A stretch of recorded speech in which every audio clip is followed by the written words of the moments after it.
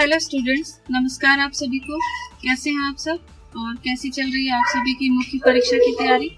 Students, मेरे साथ आज मेरे फ्रेंड और मेरे कलीग मिस्टर धीरज कुमार बैठे हैं और ये भी इनका सिलेक्शन भी 6 JPSC में झारखंड प्रशासनिक सेवा के लिए हुआ है। वर्तमान में ये खूंटी जिला में अपना प्रशिक्षण ले रहे हैं। तो सर, आपका बहुत बहुत स्वागत है हमारे चैनल पर, यूराइज अकेडमी पर।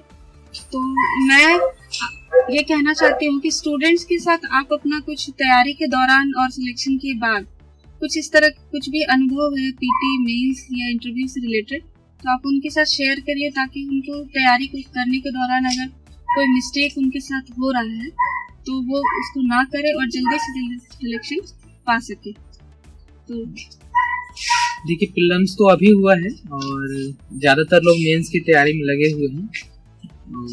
ये तो कट ऑफ है जो भी डिसाइड होगा, लेकिन जिन्हें अगर लग रहा है कि बहुत क्लोज है वो, तो बहुत अच्छे से तैयारी स्टार्ट कर दें। और हम बेसिकली मेंस पे आपको अपना अनुभव शेयर करते हैं। मेंस के दौरान आपको क्या क्या करना है और किस तरह से आप मेंस में अपना आंसर राइटिंग इम्प्रूव करें और ज़्यादा से ज़्यादा आप अच्छा आंसर लिखने की ओर आगे बढ़ें। तो मेंस के दौरान में आप सबों को ये चाहिए कि आपका जो JPSC जो एग्ज़ाम हो रहा है उसमें जो भी सिलेबस दिया गया है, तो प्रिस्क्राइब्ड सिलेबस से बाहर आप ना जाएं। आप सिलेबस को जब भी पढ़ें, आप सिलेबस की कॉपी, सिलेबस का 2-4 कॉपी करा लें। आप हमेशा एक कॉपी आप अपने पास रखें और बार बार सिलेबस को देखते रहें। जैसे हम अगर पेपर 1 की बात करते हैं, GS पेपर 1 की बात करते हैं जिसमें हिस्ट्री और ज्योग्राफी है, तो आप हिस्ट्री और ज्योग्राफी का सिलेबस देखें और जो सिलेबस में एग्जैक्टली दिया हुआ है आप उस हिसाब से तैयारी अपनी रखें। क्योंकि पिछले एक ही एग्जाम मेंस का इस पैटर्न पे हुआ है और हम लोगों ने जिसका जो भी इन एग्जाम में अपीयर हुए हैं और सिलेक्ट हुए हैं या नहीं हुए, उनका ये अनुभव रहा होगा कि बहुत ज़्यादा डेविएट नहीं हुआ है JPSC अपने सिलेबस में, प्रिस्क्राइब्ड सिलेबस से। और सिलेबस को बहुत ब्रॉड भी है, तो आप सिलेबस को पहले अच्छे से देख लें, उस सिलेबस के हिसाब से आप अपनी तैयारी करें और उसमें आप अच्छे से उसको पॉइंट वाइज जैसा भी नोट्स बनाते हो आपका अपना रिटन नोट्स किसी भी सब्जेक्ट का रहेगा तो बहुत हेल्प करेगा। खास करके हिस्ट्री, ज्योग्राफी जैसे सब्जेक्ट में जहाँ पे आपका अदर डायनेमिक चीज़ों को ऐड करने का कम रहता है, जैसे आप पॉलिटी के आंसर्स में और पब्लिक एडमिनिस्ट्रेशन के आंसर में या पेपर जो इकोनॉमिक्स का है पेपर 3 उसके आंसर्स में आप बहुत सारी चीज़ें करंट अफेयर्स की ऐड कर सकते हैं। लेकिन हिस्ट्री में बहुत ज़्यादा आप करंट अफेयर्स कुछ भी ऐड नहीं कर सकते हैं, तो ये स्टैटिक है, तो उसका अच्छे से आप नोट्स बनाएं। और जब आप एक बार थोरो पढ़ लें किसी भी सिलेबस के आप कंटेंट को और आपका जब कंप्लीट हो जाता है, देन आप राइटिंग की ओर मूव करें। जरूरी नहीं कि आपका पूरा हिस्ट्री का सिलेबस कंप्लीट होगा तभी आप राइटिंग स्टार्ट करें। आप अगर 2-4 टॉपिक भी पढ़ लिए हैं तो आप उससे संबंधित क्वेश्चन खोज करके लगाना स्टार्ट करें और आपका राइटिंग स्किल और आपका स्टडी दोनों एक साथ चलते रहना चाहिए। दोनों पैरेलल में आप उसकी तैयारी करें। राइटिंग स्किल आप डेली एक आंसर्स, अगर आपने हिस्ट्री का थोड़ा भी पढ़ लिया है तो आप हिस्ट्री के 1-2 आंसर्स लिखें और बाकी की पढ़ाई आप आगे जारी रखें। तो आप अपने स्टडी को डिवाइड कर सकते हैं कि हमें 1 घंटे राइटिंग स्किल पे देना है, 1 घंटे हमें करंट अफेयर्स पढ़ने पे ध्यान देना है और बाकी का जो चीज़ है हम बेसिक कंटेंट जो है उसको डेवलप करने में लगाएंगे। तो इस तरह से आप धीरे धीरे करके आप जाएंगे तो सिलेबस आपको मुश्किल से 1 से 2 महीने में बहुत कम लगने लगेगा और आपकी बहुत अच्छी तैयारी हो जाएगी, दोनों एक साथ होगी। और दूसरा एस्पेक्ट मैं बताता हूँ, बहुत सारे स्टूडेंट होंगे जो ये इस हिसाब से चल रहे होंगे कि वो पहले अपना कंप्लीट कर लेंगे सिलेबस, उसके बाद राइटिंग करेंगे। तो आपके साथ ये चीज डिमेरिट ये हो जाएगा कि आपका स्किल जो है, राइटिंग स्किल है, वो डेवलप नहीं हो पाएगा। और वही एक चीज है जो आपको लास्ट में जो आंसर फेच करेगा, कोई भी आंसर देखेगा तो उसको वही राइटिंग स्किल के ऊपर ही आपको नंबर मिलने वाला है। आपकी नॉलेज, मैंने बहुत सारे अपने एक्सपीरियंस से देखा है कि जिनको बहुत ज्यादा भी नॉलेज रहा है लेकिन वो हमारे साथ इंटरव्यू में भी आए और फाइनल सेलेक्ट नहीं हो पाए, तो उनके लिए मैं आगे भी अच्छी शुभकामनाएं देता हूं। लेकिन उसके साथ साथ सलाह ये भी देता हूं कि सिर्फ नॉलेज रखने से आपका राइटिंग जो है वो इम्प्रूव नहीं कर पाएगा, तो दोनों चीजें आप साथ साथ करें। अब कैसे राइटिंग डेवलप करें, हम पेपर वाइज बात कर लेते हैं। जैसे पेपर 1 है तो पेपर 1 में हिस्ट्री एंड ज्योग्राफी है, तो आप हिस्ट्री और ज्योग्राफी बहुत ज्यादा स्टैटिक है, तो कोई भी एक टॉपिक है, अगर जैसे एक्सटेंट ऑफ मौर्यन एम्पायर, अगर हम हिस्ट्री में बात करें, एंशिएंट हिस्ट्री में एक टॉपिक है, तो आप एक्सटेंट ऑफ मौर्यन एम्पायर को पढ़ लें अच्छे से। आप जब भी आंसर राइटिंग करने जाते हैं तो उसमें एक मौर्यन एम्पायर का जो नॉर्थ इंडिया का डायग्राम है, आप उसको ड्रॉ कर सकते हैं जब भी अगर इससे संबंधित कोई भी क्वेश्चन आप लिखते हैं। और एक डायग्राम ड्रॉ करने का और उसमें एम्पायर का एक्सटेंट दिखाने का, या इसी तरह कोई भी आप एग्जाम्पल ले सकते हैं। जैसे आप मॉडर्न इंडिया में ही अगर हम आते हैं और आपको कोई भी इवेंट से संबंधित कोई भी सवाल आते हैं कि आधुनिक भारत का, जैसे 19वीं शताब्दी के टाइम पे जो उदय हुआ कई रिलीजियस ऑर्गेनाइजेशन का, तो उसके लिए आप एक क्रोनोलॉजी याद रखते हैं और उस क्रोनोलॉजी को एक स्टेप वाइज बना करके डायग्रामेटिक रूप से दिखाते हैं, तो that will create an impact in your answer. तो आप आंसर राइटिंग जब भी करें तो आप ये चीजें इंक्लूड करें कि अगर स्टैटिक है तो उसमें हम कुछ डायग्रामेटिक और रिप्रेजेंटेटिव स्किल आप अपना अच्छा से करके उसको लिखने की कोशिश करें, और आपका जो आंसर हो वो टू द पॉइंट, आप आंसर्स क्वेश्चंस को पढ़ें बार बार और उसके बाद आप उसको रेफर करके अच्छे से लिखें, आप भटके नहीं ज्यादा।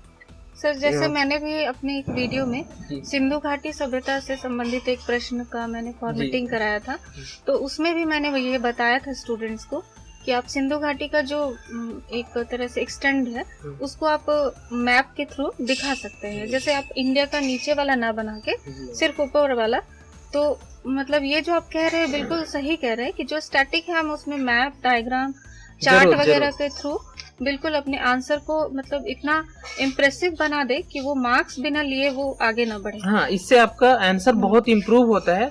और ये जो हम लोग बात कर रहे हैं ये बहुत मोस्ट ऑफ द स्टूडेंट नहीं करते हैं। हाँ। तो आपका आंसर थोड़ा तो अलग आता है। आपका अगर एक आंसर्स में आप अगर अपने 2-3 नंबर भी ज्यादा लेके आ रहे हैं तो वही फाइनली आपका सिलेक्शन डिसाइड करेगा।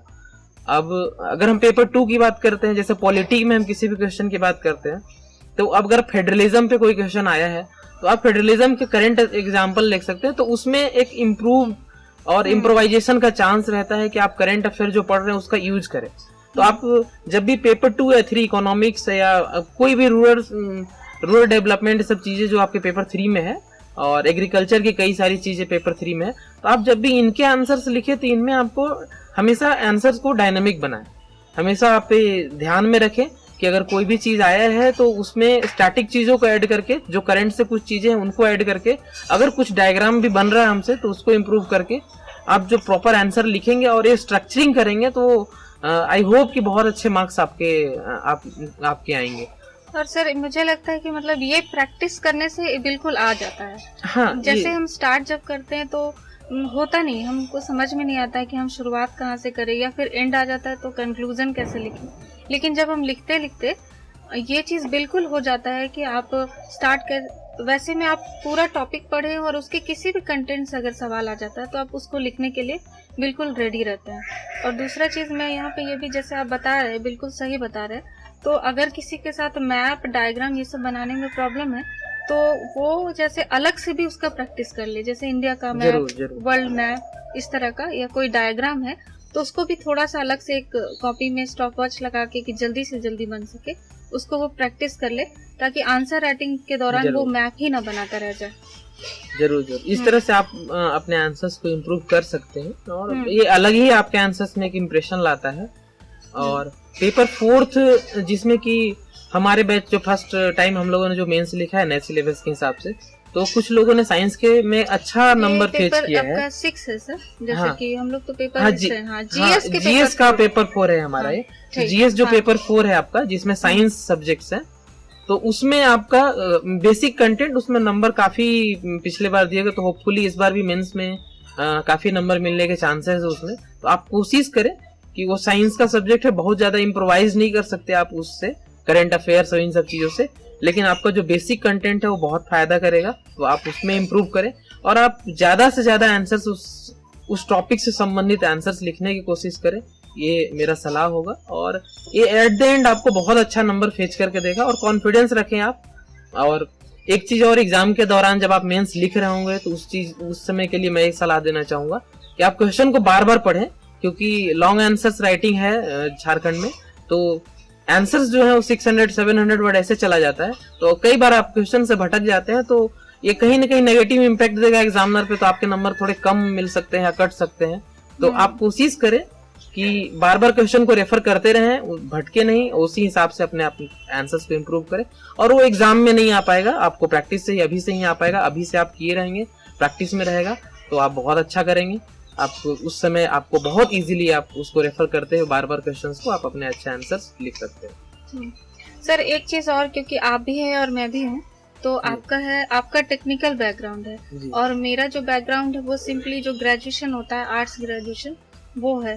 तो स्टूडेंट्स के मन में आता है कि जो सामान्य ग्रेजुएशन किए हुए हैं उनको लगता है कि वो सिविल की तैयारी कर सकते हैं कि नहीं, या फिर जो टेक्निकल बैकग्राउंड के हैं उनको ये लगता है कि मैंने एक ही किसी टेक्निकल विषय को पढ़ा है तो उनके लिए वो सब मतलब हो सकता है कि नहीं, वो सिविल की तैयारी कर सकते हैं कि नहीं, या फिर सिविल सर्वेंट बन सकते हैं कि नहीं।